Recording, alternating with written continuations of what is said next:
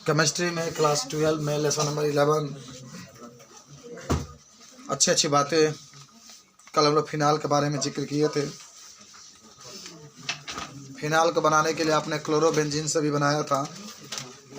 Phenol को आपने salicylic अम्ल से बनाया था जिसमें बेंजीन के साथ OH वगैरह जुड़े हुए थे। आज हमारा जो मुख्य टॉपिक रहेगा उसका नाम होगा फिनाल को कार्बोलिक अम्ल क्यों कहते हैं।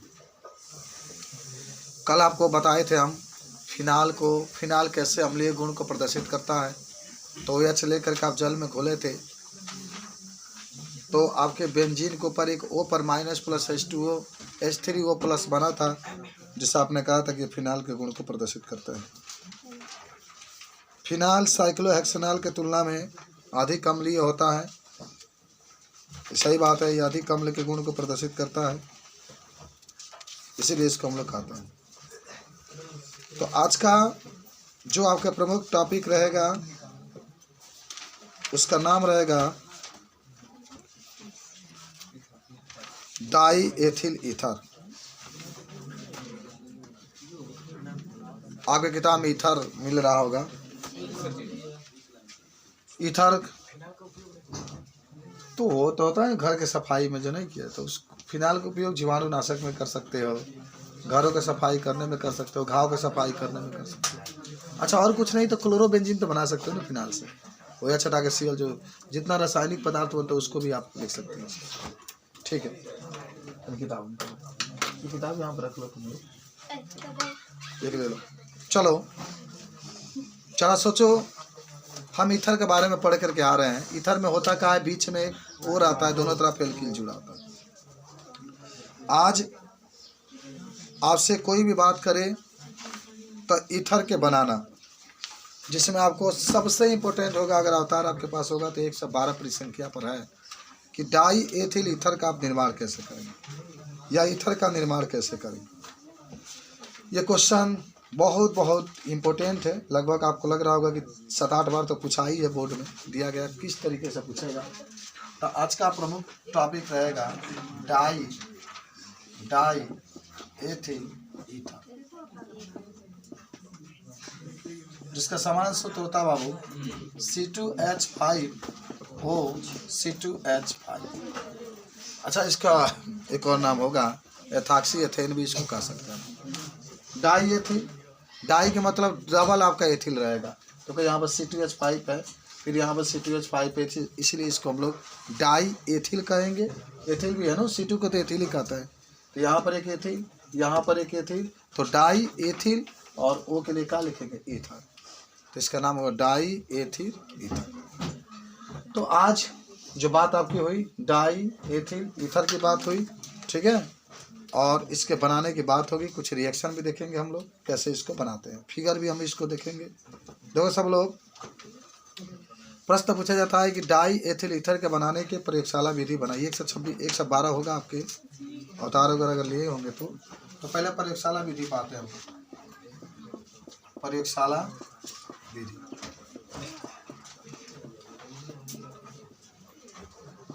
देखिए इसको बनाने के लिए ना सर्वप्रथम एथिल अल्कोहल लेते हैं और उसको सल्फ्यूरिक अम्ल की उपस्थिति में 140 डिग्री पर गर्म करते हैं। समझ लेना बहुत ध्यान से। आपने क्या लिया, C2H5OH लिया, C2H5OH लिया, एथिल अल्कोहल लिया, और इसे क्रिया H2SO4 में किए, और टेम्परेचर कितना होता है 100 से लेकर के 127 डिग्री सेल्सियस में आपने गर्म किया। जब गर्म किया तो गर्म करने के बाद C2H5SO4 बनेगा। देखो OH है, एक यहाँ से H निकल के जल बाहर निकल गया, H2O बाहर निकल गया, क्या बना, C2H5SO4 बना। इसका नाम होगा ethyl hydrogen sulphate, ethyl hydrogen sulphate. और फिर इसको लेते हैं C2H5SO4, एथिल हाइड्रोजन सल्फेट लिए, और इसकी क्रिया किससे करा देंगे, फिर C2H5OH से करा देंगे। कितने डिग्री पर, तो 140 डिग्री, 140 डिग्री सेल्सियस।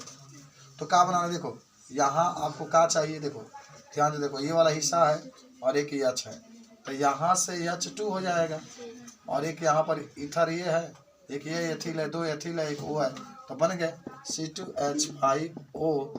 ये C2H5O तो है ही है, और प्लस देखो एक H यहाँ पर, एक H यहाँ पर, तो H2SO4 आपका बन गया।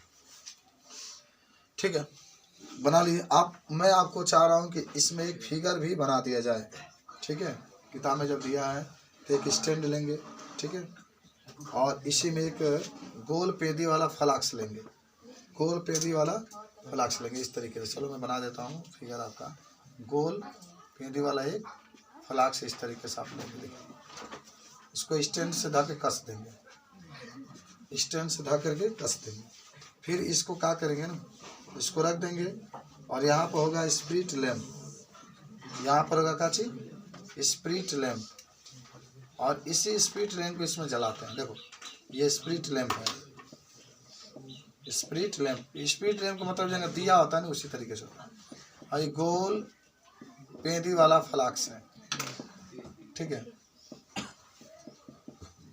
गोल पेंदी वाला फ्लाक्स है। अब देखो इसके अंदर जितना हिस्सा है सब भर दो, सब भरो, एथिल अल्कोहल भी भर दो, भरना ही पड़ेगा आपको, C2H5OH। ठीक है, इसके अंदर सल्फ्यूरिक अम्ल भी डालो, H2SO4। और क्या करेंगे आप, इसमें 2 लगा देंगे। देखो एक मैं बना रहा हूँ यहाँ पर, 2 पाइप लगा लेंगे। बात मत कर, बात मत करो, ये सीखो कैसे तुम अपने ज़िंदगी में इसको उतारोगे, क्योंकि तुम्हारा जन्म पढ़ने के लिए भी हुआ, ये भी ध्यान रखना है चीज़ को। सिर्फ घूमने के लिए, बात करने के लिए, खाने पीने के लिए, मस्ती करने के लिए, मोबाइल चलाने के लिए जन्म नहीं हुआ, जन्म पढ़ने के लिए भी हुआ है। आपका ज़िंदगी का एक अहम हिस्सा भी पढ़ाई है, ये ध्यान रखना है कि नहीं भाई? एकदम है बाबू, खाली ज़िंदगी मस्ती में बिता कर अपने परिवार को ऊंचाई रखेंगे, लेके जाएंगे। चलिए थर्मामीटर हुआ, ये थर्मामीटर लगा देंगे ना, ताप नापते रहेंगे कितना इसका टेम्परेचर है। उसके बाद से देखो इसमें आप यहाँ से थोड़ा सा और फ्लाक्स बड़ा कर देते हैं, आप लोग समझ लीजिएगा, ये थर्मामीटर है, ठीक है, रंगीन कर देते हैं।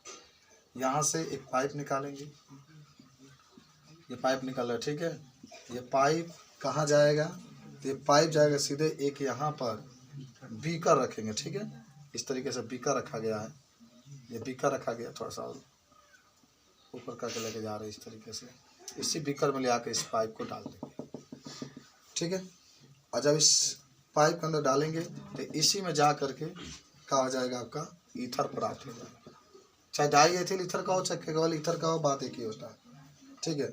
इस तरीके से आपको ये कहा जाएगा। और इसके चारों ओर बर्फ़ का टुकड़ा लगा होता है, देखो ये सब बर्फ़ का टुकड़ा है। कुछ याद आ रहा है कहाँ, अगर केमिस्ट्री में बात करेंगे तो एक और जगह बर्फ़ का टुकड़ा आप लगाए थे, तो बताइए कहाँ वहाँ, सोच के बताओ। प्रयोगशाला में ईथर का निर्माण ये रहा, ठीक है। तो इसको बीकर नाम लिख दो, याद है कहाँ कहाँ लगाए थे एक बार बर्फ का टुकड़ा, कहाँ रखे थे बताइए।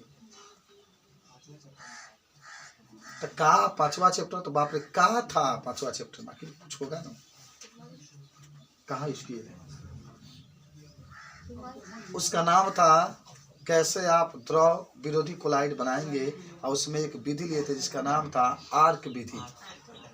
आर्क विधि जैसे आप चिंगारी उत्पन्न कर रहे थे, तब चारों तरफ बर्फ का टुकड़ा रखे थे, फिर वह क्या होता था, कोलाइड विलय बन जाता था, यानी उसका आकार 1 नैनो से लेकर के 1000 नैनोमीटर के बीच में आता है।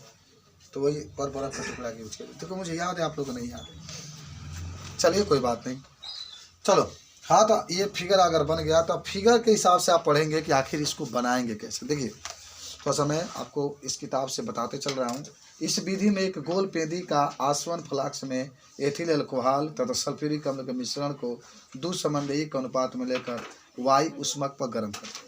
माने एथिल अल्कोहल 2 लीटर लेंगे, 2 समन्वयिक का मतलब क्या होता है कि एथिल अल्कोहल अगर 2 लीटर लेंगे तो सल्फ्यूरिक अम्ल 1 लीटर लेंगे। आई गोल पेदी वाला फ्लाक्स में इसको भर देंगे, और उसके बाद से स्प्रिट लैम्प से इसको गर्म करेंगे। जगह दिया नहीं होता है उसी तरह से भी होता है, हम इसको क्या करेंगे, गर्म करेंगे। किसको गर्म करेंगे, गोल पेंदे वाले फ्लाक्स को। चलो गर्म कर दिए, और 1 से 40 डिग्री पर ईथर बर्फ के जल में रखे ग्राही पात्र में एकत्रित होने लगता है। फिर ये इस पाइप से होकर के इस जो पाइप आपका लगाया गया, आप ईथर बनना चालू हो जाएगा।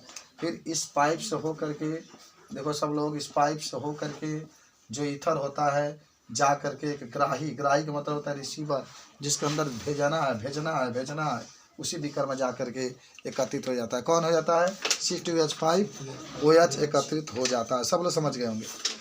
इस प्रकार प्राप्त ईथर में H2SO4 या C2H5OH तथा जल की अशुद्धियाँ उपस्थित होते हैं। सल्फ्यूरिक अम्ल की अशुद्धियों को दूर करने के लिए ईथर को NaOH विलयन के साथ धो देते हैं। अगर ईथर है उसको अगर हम लोग NaOH उसमें डाल दें तो NaOH पूरा सोख लेता है सल्फ्यूरिक अम्ल को, ठीक है। उसके बाद से C2H5 का अशुद्धि को दूर करने के लिए ईथर को 50 डिग्री कैल्शियम क्लोराइड के विलयन में रख देते हैं, तो वह भी चला जाता है, जिससे CaCl2 4C2H5OH के क्रिस्टल प्राप्त हो जाते हैं, जिन्हें अलग कर लिया जाता है, और इस प्रकार हमें शुद्ध डाई एथिल ईथर क्या होता है? प्राप्त हो सकता है। बात समझे नु? अच्छा, इस विधि में डाई एथिल को बनाने के लिए एथिल अल्कोहल और शांत सल्फ्यूरिक अम्ल के मिश्रण में एथिल अल्कोहल डालकर लगातार प्राप्त किया जाता है। अतः इसे अविरत एथीकरण विधि भी कहते हैं। क्या कहते हैं? अविरत। देखो एक और यहाँ पर नाम आ रहा है, अविरत एथीकरण विधि। अच्छा, ये सब आपको याद होगा, हाँ? देखो ये सब याद होगा, लेकिन इसके लिए तनी आपको जागरूक होना पड़ेगा। जैसे जागरूक का मतलब होता है कि आप देखते होंगे, कोई आपको बता दें कि मैं देख रहा था कि अगर कोई हीरो है एक फिल्म निकालता है तो लगातार 15 दिन 20 दिन तक लगातार उस टॉपिक को, उसको कैसे बोलना है, 20 दिन तक लगातार रात दिन वो प्रयास करता रहता है, तब जाकर सुपर स्टार की तरह फिल्म बनाता है। और जो मेहनत नहीं करता उसकी फिल्म फ्लॉप हो जाती है। तो वही गाना आपको भी याद हो जाएगा, लगातार आप पढ़ेंगे मेहनत से, तब नहीं करेंगे तो फ्लॉप कर जाएंगे, नहीं पढ़ेंगे तो फ्लॉप हो जाएंगे, तब नहीं याद हो पाएगा। आपकी तैयारी करनी, कुछ है नहीं इसमें, गोल पेदी वाला फ्लाक्स लेंगे और उसके बाद से 2 इसमें निकास में एक से एथिल अल्कोहल इसमें डालेंगे, और एक से क्या करेंगे, सल्फ्यूरिक अम्ल डालेंगे, और क्रिया शुरू हो जाती है। यहाँ से गर्म करेंगे हम लोग, गोल पेदी वाला फ्लाक्स को स्पीड फ्लेम से गर्म करेंगे। तब जब गर्म करते हैं तभी 140 डिग्री इसकी टेम्परेचर होती है, लिखा भी गया होगा इधर। तो डायरेक्टली ये जाता है, अब ईथर बनना शुरू हो जाता है। फिर जो बर्फ़ के चारों, बहुत गर्म होता है ना, चारों बर्फ़ रखा जाता है, उसी रिसीवर में जा करके एथिल अल्कोहल क्या होता है, एकत्रित हो जाता है, और हमें एथिल डाई एथिल ईथर या केवल ईथर क्या होता है, प्राप्त। रिएक्शन जरूर याद रखना बाबू, रिएक्शन ही जरूर याद रखना। 2 स्टेंजा में पूरा होता है रिएक्शन, जो मिलाया वही बना है। देखो यहाँ पर सल्फ्यूरिक अम्ल देख रहे हैं ना, सल्फ्यूरिक अम्ल जो मिलाए हैं वही बनेगा, और एथिल अल्कोहल यहाँ मिलाए हैं दूसरा में बनेगा। तो क्या कि देख रहे हैं, माने लगातार एथिल अल्कोहल गिराते रहते हैं, नहीं गिराएंगे तो बनेगा ही नहीं। तो थोड़ा सा इसको नोट कर लीजिए, तब आगे हम लोग लिखाने की जरूरत नहीं, लिख लेंगे ना आप लोग। हाँ, अगला हेडिंग आपका रहेगा ईथर के निर्माण में अल्कोहलों के निर्जलन द्वारा, अल्कोहलों के निर्जलन द्वारा। बताओ सब लोग, अल्कोहलों के निर्जलन का मतलब, निर्जलन का मतलब उसमें का जल हटा देना। तो देखो किताब में आपके रिएक्शन तो दिया गया बड़ा शानदार। आप एथिल अल्कोहल लेंगे, उसमें सल्फ्यूरिक अम्ल मिला देंगे, 4 से 13 केल्विन पर गर्म कर देंगे, तो आपका डाई एथिल ईथर का निर्माण हो जाएगा। हमें एथिलीन थोड़ा बनाना, हमें तो ये बनाना। देखो क्या करेंगे ना, देखो पहले समझो, C2H5OH ले लिए, इसमें आप H2SO4 मिला दें, और आपने इसको 413 डिग्री केल्विन पर आपने गर्म किया। एक केल्विन का है, कभी डिग्री नहीं लगाया जाता। तो क्या हुआ ना, इसमें से H इसमें से निकल गया डायरेक्टली, H हो गया, इसमें 2 से मल्टीप्लाई मार दो तो बन जाएगा C2H5O C2H5, यानी कि ना गर्म। देखो समझे बात को। तो इस तरीके से थोड़ा सा इसमें लिख लो कि जब एथिल अल्कोहल में सल्फ्यूरिक अम्ल मिलाकर, जब एथिल अल्कोहल में सल्फ्यूरिक अम्ल मिलाकर सल्फ्यूरिक अम्ल इसे 4 से 13 केल्विन ताप पर गर्म करते हैं, इसे 4 से 13 केल्विन ताप पर गर्म करते हैं, तो ईथर का निर्माण हो जाता है, तो ईथर का निर्माण हो जाता है।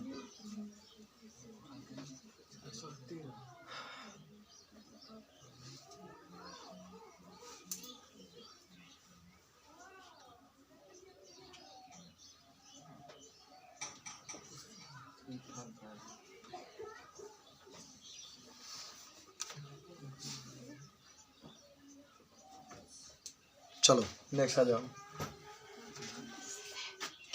विलियमसन,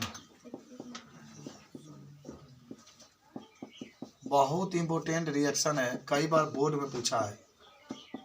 अभी आपको मैं बता दूं कैसे आप विलियमसन संश्लेषण अभिक्रिया के द्वारा एल्कोहल ईथर का निर्माण करेंगे। अगर नहीं होगा तो हम बता देते हैं कहाँ आपको ये मिलेगा। विलियमसन संश्लेषण देखो ना, पृष्ठ संख्या 369 किताब में 369 मिला मिला मिला बताओ। क्वेश्चन नंबर 18 देखो, 18 का तीसरा देखो, मिला विलियमसन ईथर संश्लेषण मिला है ना। है तो सब लोग कोलबे वाला जानिए गए हो, रायमंड टीमर वाला जानिए गए हो, असमित ईथर जानते ही है, दोनों तरफ एल्किल अलग अलग जुड़ा हो तो याद है वो के साथ। और ये है विलियमसन ईथर संश्लेषण, देखो कितना इंपॉर्टेंट है, तो इसलिए आप इसको जानकारी रखेंगे। होता क्या है बाबू, देखो सब लोग देखो, एल्किल हाइलाइट लेते हैं।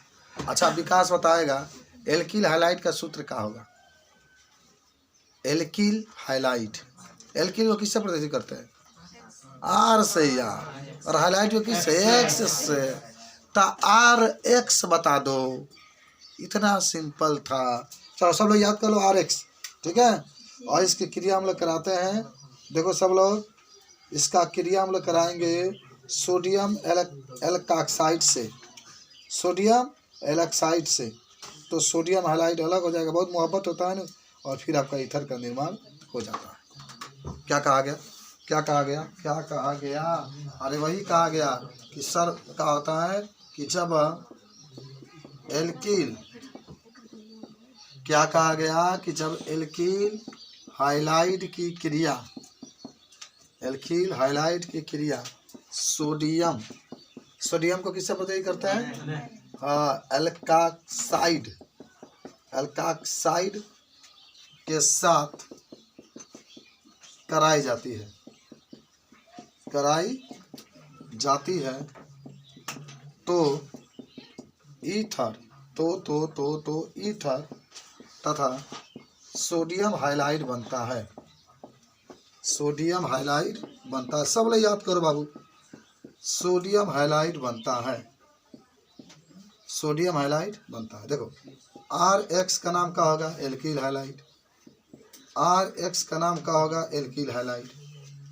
आर एक्स का नाम क्या होगा, alkyl halide, plus plus R dash O N A, इसी को हम लोग कहते हैं सोडियम एल्काक्साइड। वो बात है, क्रिया होगा बाबू, तो मोहब्बत तो बहुत इसके साथ इसको होता है, लेके जाएगा R O R dash plus N A X, इसी को हम लोग कहते हैं ईथर, इसको हम लोग कहते हैं सोडियम, और एक्स को क्या कहेंगे, हाइलाइट, इसी को हम लोग कहते हैं विलियमसन संश्लेषण अभिक्रिया। सब लोग याद करो। अगर आप उदाहरण दिखाना चाहते हैं तो उदाहरण भी दिखा सकते हैं।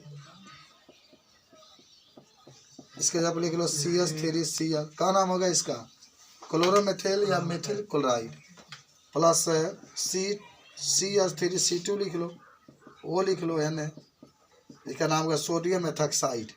क्रिया होगा तो आर की जगह पर ये वाला लिख लो, आर डैश की जगह पर ये वाला लिख लो, वो बीच में आ जाएगा। CH3O CH2 CH3 plus plus आपका बनेगा NaCl, हो गया। तो याद करो सब लोग एल्किल हाइलाइट लेते हैं, एल्किल हाइलाइट की क्रिया हम लोग किससे कराते हैं, सोडियम एल्काक्साइड से, सोडियम एल्काक्साइड से जब कराते हैं तो आपका ईथर बन गया। इसका नाम क्या होगा, मेथिल एथिल ईथर, दोनों सेम होता तब हम लोग डाई एथिल ईथर कहते, और NaCl को हम लोग कहेंगे सोडियम क्लोराइड, सोडियम क्लोराइड, ठीक है। सब लोग नोट करो, सब लोग नोट करो, इसको सब लोग याद भी कर लो अभी विलियमसन संश्लेषण अभिक्रिया के बारे में।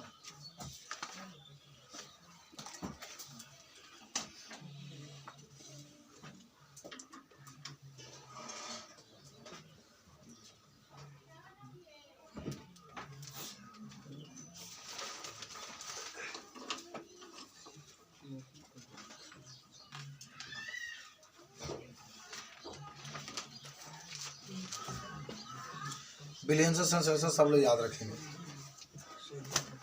और आज का लास्ट टॉपिक बना लो, ईथर का भौतिक गुण। भौतिक का मतलब क्या होता है? कि गलनांक होता है, कितना क्वथनांक होता है, उसके बारे में। भौतिक का मतलब होता है कितना गलनांक है, कितना क्वथनांक है, उसके बारे में। देखो बाबू, आप सभी लोग जितने टॉपिक का पढ़ाई कर रहे हैं वो सब आपको याद होना चाहिए। थोड़ा सा मेहनत कर लो, कोई दिक्कत है नहीं। थोड़ा सा मेहनत करोगे, घर में बैठोगे, कहीं भी बैठोगे, स्कूल में बैठोगे, इसको याद करते चलो। अब देख रहे कितना इंपॉर्टेंट है, किताब में भी क्वेश्चन के रूप में भी बनाया है विलियमसन संश्लेषण वाला। कुछ नहीं करना है, एल्कील हाइलाइट लेंगे, इसमें सोडियम एल्ऑक्साइड ले लेंगे और NH आपका बाहर निकल जाएगा, फिर R-O एक साथ मिल जाएंगे, वो बीच में हो जाएगा और ईथर का निर्माण हो जाता है। तो विलियमसन ईथर संश्लेषण, विलियमसन ईथर संश्लेषण, विलियमसन ईथर संश्लेषण का मतलब होता है, ईथर का संश्लेषण का मतलब होता है निर्माण करना। इसी को कहते हैं विलियमसन ईथर संश्लेषण, यानी ईथर का क्या करना, निर्माण। इस तरीके से इसके बारे में बता सकते। चलिए, कल हम तो इससे कहे थे कि तुम ही हो गांव के DM SDM या डॉक्टर बन के कुछ सुधार कर सकते हो, चार सब खत्म कर सकते हो।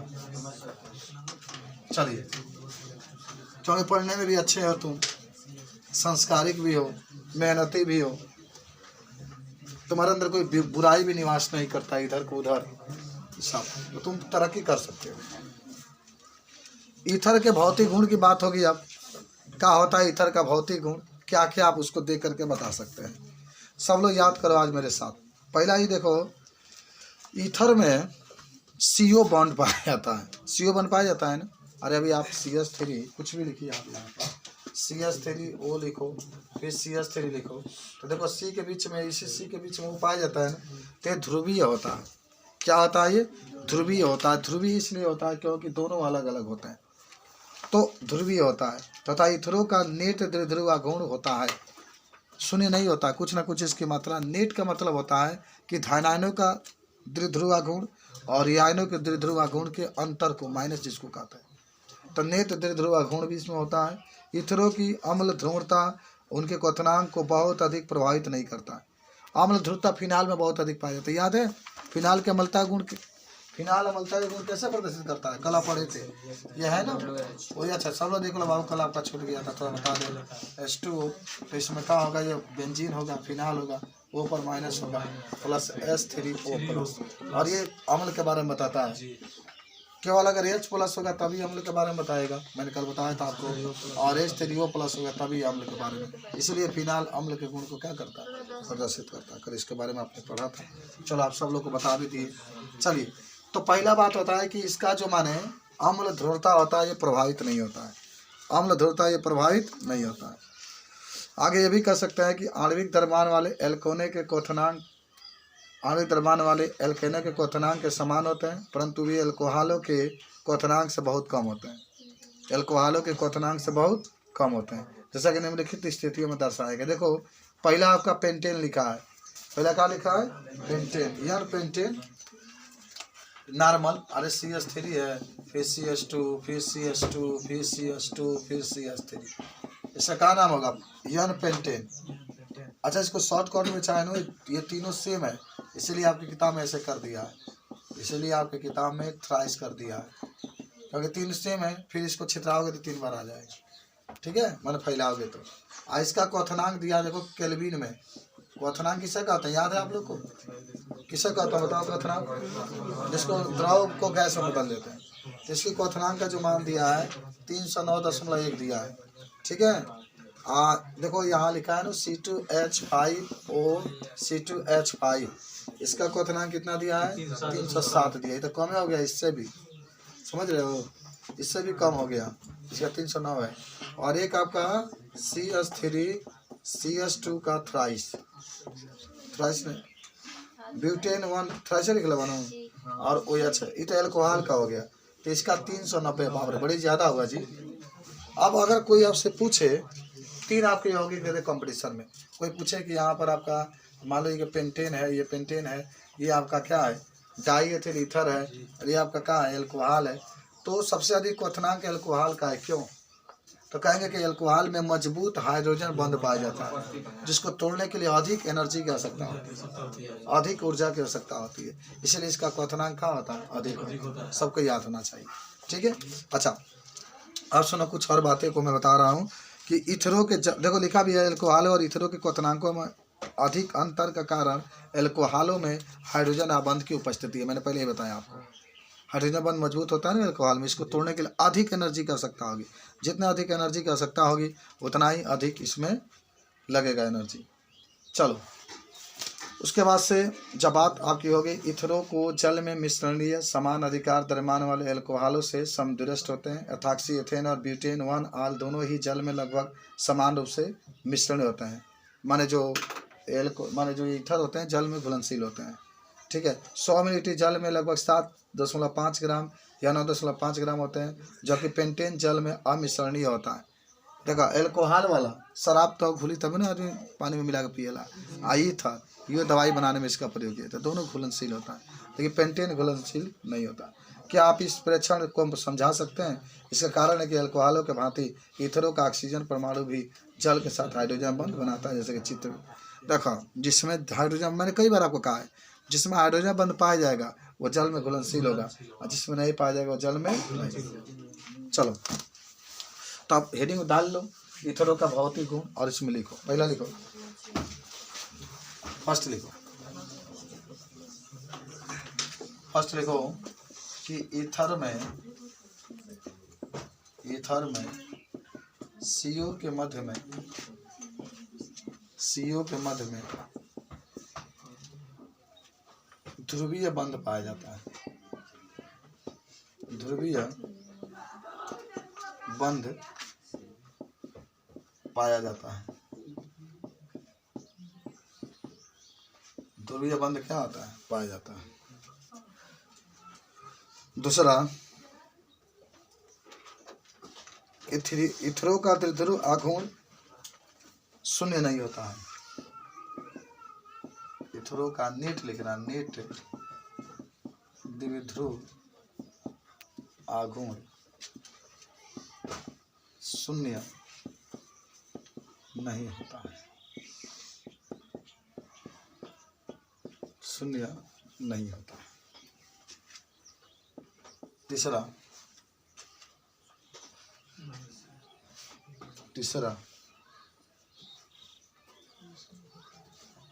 इनका क्वथनांक अल्कोहल से कम होता है। ईथर या इनका क्वथनांक अल्कोहल से कम होता है।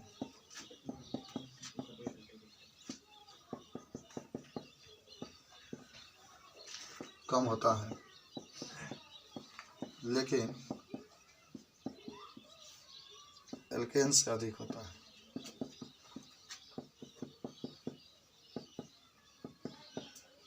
एल्केन से अधिक होता है। चौथा लिख लेना, ईथर जल में घुलनशील होता है, लेकिन देखना अल्कोहल की तुलना में कम होता है। अब क्यों घुलनशील होता है? हाँ, क्योंकि इसमें हाइड्रोजन बंध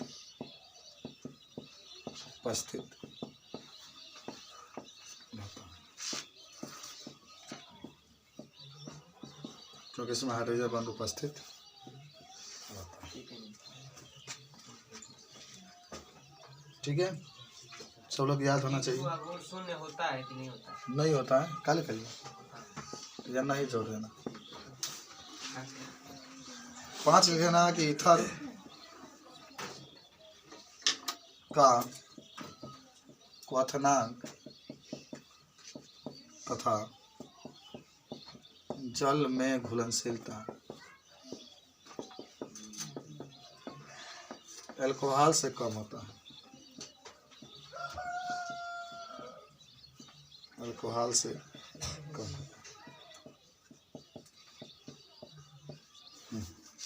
मत कर लो। केमिस्ट्री में इतना आज हम लोग जिक्र किए। केमिस्ट्री का 5 क्वेश्चन मैं आपको दे रहा हूँ। हमेशा आप लिखते रहेंगे, प्रैक्टिस बना रहेगा आपका। दे देना बहुत छोटा छोटा क्वेश्चन, बहुत आसान आसान। पहला आपका है प्राथमिक अल्कोहल किसे कहते हैं? प्राथमिक अल्कोहल को उदाहरण सहित वर्णन कीजिए। याद है तुम लोग को? अरे जिस कार्बन से ये जुड़ा होगा वो कार्बन केवल एक ही कार्बन से जुड़ा होता है, तो सब प्राथमिक अल्कोहल कहते हैं। इसी प्रकार तृतीय अल्कोहल को उदाहरण सहित वर्णन कीजिए। इसी प्रकार तृतीय अल्कोहल को उदाहरण सहित वर्णन कीजिए। इसी प्रकार सममित ईथर को उदाहरण सहित वर्णन कीजिए। इसी प्रकार असममित ईथर को उदाहरण सहित वर्णन कीजिए। नोट कर लो, सब लोग बता दोगे, बोलो।